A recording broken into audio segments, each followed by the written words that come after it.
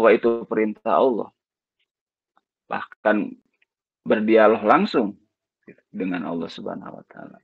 Tapi kenapa ingkar? Karena kesombongan.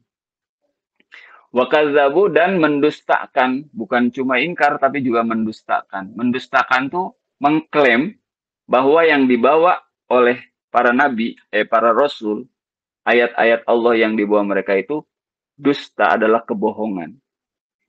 Jadi mengklaim bahwa yang dibawa oleh para nabi, para rasul, kitab-kitab wahyu Allah Subhanahu wa taala itu adalah suatu kedustaan atau suatu kebohongan. Itu yang dimaksud dengan kadzabu. Kalau kadzabu, kadzaba yakdzibu, itu artinya berbohong atau berdusta. Tapi kalau kadzabu pakai tasydid, itu artinya mendustakan. Kalau berdusta mah berdusta, kalau mendustakan itu mengklaim bahwa sesuatu itu dusta.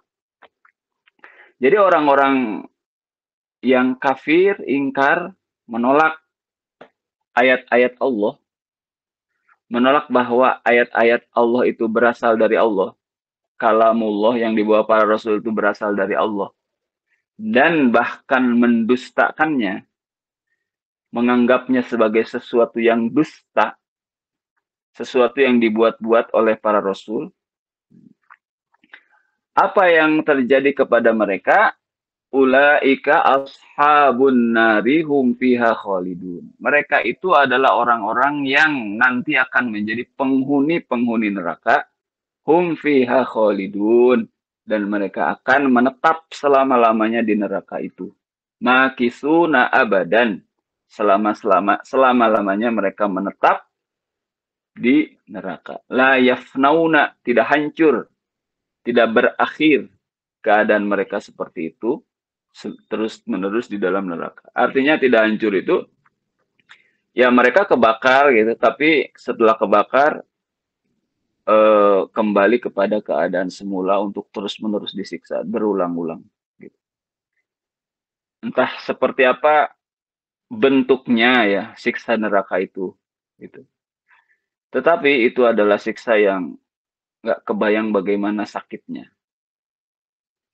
Seperti surga itu kayak bagaimana itu nikmatnya, nggak kebayang itu. Itu cuma gambaran-gambaran ini aja, umum gitu. Yang kalau kita di neraka itu seperti apa. Tapi gimana tuh rasa sakitnya? Gimana hebatnya itu? Wallahu alam bissawab. Wallahu a'lam. Kita tidak tahu. Tapi itu betapa kalau kita membandingkan dengan siksaan terberat yang terjadi di dunia aja, kita membayangkannya ngeri betul itu. Bagaimana kalau siksaannya itu adalah di akhirat, di neraka? Sering ya, pernah gitu, saya baca gimana tuh orang-orang di zaman Perang Dunia Kedua, Ketiga gitu. Bagaimana itu kalau mata-mata ketangkep gitu, lalu diinterogasi sampai disiksa dengan siksaan yang begitu kejam gitu. Itu ngeri banget gitu kalau baca cerita atau kisah-kisah semacam itu. Di dunia aja sudah begitu ngerinya gitu. Bagaimana itu di akhirat? Itu saya baca ya. Ada yang ditarik kukunya gitu. Ada yang disetrika, ada yang disetrum. Dan itu nggak sampai mau mati gitu, disadarkan lagi, dikasih makan lagi, nanti dilakukan lagi penyiksaan-penyiksaan seperti itu. Kan ngeri betul tuh. Itu aja yang di dunia itu begitu ngerinya. Bagaimana itu di akhirat itu? Beribu-ribu kali, berjuta-juta kali lebih sakit, lebih ngeri daripada itu. Kita nggak kebayang itu kayak gimana. Dan mereka, orang-orang yang kafir itu, selama-lamanya itu, makisuna abada. Selamanya. La yafnauna wa la yakhrujuna. Kalau udah masuk, mereka tidak akan keluar. Beda dengan orang-orang beriman yang bermaksiat. Mereka masuk, tapi nanti ketika habis tuh dosanya, mereka diangkat gitu. Diangkat dalam sebuah riwayat tuh mereka dimandikan dalam haud, lalu dimasukkan ke dalam surga.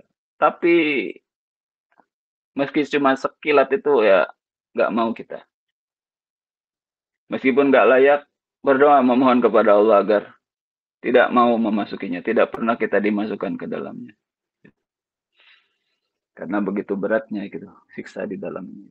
Apalagi kalau selama-lamanya. Maka ibu-ibu, jaga diri kita dari kekafiran, jaga iman kita. Jangan sampai lepas dari kolbu kita. Jaga keluarga kita. Kita disuruh tidak hanya menyelamatkan diri sendiri, tapi juga disuruh untuk menyelamatkan keluarga kita. Maka jaga keluarga kita akidahnya, jaga akhlaknya, jaga ibadahnya. Hal-hal yang wajib, yang utama, jangan sampai ditinggalkan. Yang utama, yang wajib itu apa? Sholat. Jangan sampai kita punya keturunan nggak sholat. Kitanya sholat, rajin, tapi misalnya keturunan kita dibiarin aja main game, main HP, dari zuhur sampai waktu zuhur habis. Jangan sampai. Kita ngebayangin gitu. Kalau dibiarin begitu, nanti gimana di akhirat nasibnya? Jangan kita mengkhawatirkan nasibnya di dunia saja. Dek, udah makan belum? Belum. Makan atuh nanti sakit. Nah, kita kan khawatirnya di dunia saja kadang-kadang. Nanti sakit, kalau sakit nanti harus ke dokter dan sebagainya, sebagainya. Tapi kadang kita lupa mengkhawatirkan nasibnya di akhirat. Kalau sholat mah, dek, sudah sholat belum? Belum, nanti aja. Dah, biarin. Biarin sampai akhirnya habis waktunya, nggak sholat. Akhirnya jadi kebiasaan. Kebiasaan ninggalin sholat. Kebiasaan itu menjadi karakter yang susah untuk dihilangkan. Gitu. Akhirnya sampai dewasa, nauzubillah, mengabaikan sholat. Sholatnya kalau Jumat aja, gitu. KTP-nya Muslim. Jangan kita punya keturunan yang seperti itu. Jangan kita cuma soleh sendiri, menyelamatkan diri sendiri. Tapi kita pun harus menjaga keluarga kita dari api neraka. Dengan cara terus-menerus gitu. Mengarahkan mereka itu supaya tabi'ah hudaya. Mengikuti petunjuk Allah Subhanahu wa Ta'ala, menjalankannya dengan bertoat kepadanya. Toat itu kan bentuknya itu sholat. Nanti bulan Ramadan puasa. Yang wajibnya aja dulu. Yang wajibnya aja dulu sing kuat pelaksanaannya. Dibentuk anak-anak kita supaya komitmen, konsisten dalam melakukan yang wajib. Sholat, puasa di bulan Ramadan. Zakat di malam malam Idul Fitri, 1 Syawal, zakat fitrah. Kalau misalnya dapat rezeki yang lebih banyak, jadi pedagang misalnya, pedagang yang kemudian dagangannya itu mencapai nisab, nisab itu batasan untuk dikeluarkan zakat. Ada aturan-aturannya ya. Ada nisabnya, ada haulnya juga terpenuhi, keluarkan zakatnya. Menjadi petani, setiap kali panen, keluarkan zakatnya. Menjadi peternak, ternaknya sudah mencapai jumlah ternak yang harus dikeluarkan zakatnya, keluarkan zakatnya. Punya tabungan emas, perak, itu emas dan peraknya tidak dipakai buat berdagang, tapi disimpan dan mencapai nisabnya, keluarkan zakatnya. Nah, itu yang wajib-wajib gitu. Jangan sampai tidak. Sehingga dengan begitu bisa terhindar dari api neraka. Dan di dunia mah apa aja. Apa tuh kesenangan, kalaupun senang cuma berapa tahun sih gitu. Umur kita di dunia ini. Nah, orang-orang kafir sekarang. Mendustakan. Hidup senang misalnya, terlihatnya senang. Walau batinnya tidak senang, nggak mungkin tidak beriman kepada Allah itu membuat mereka senang secara hakiki. Tidak mungkin. Atau kita melihatnya secara ini, wah senang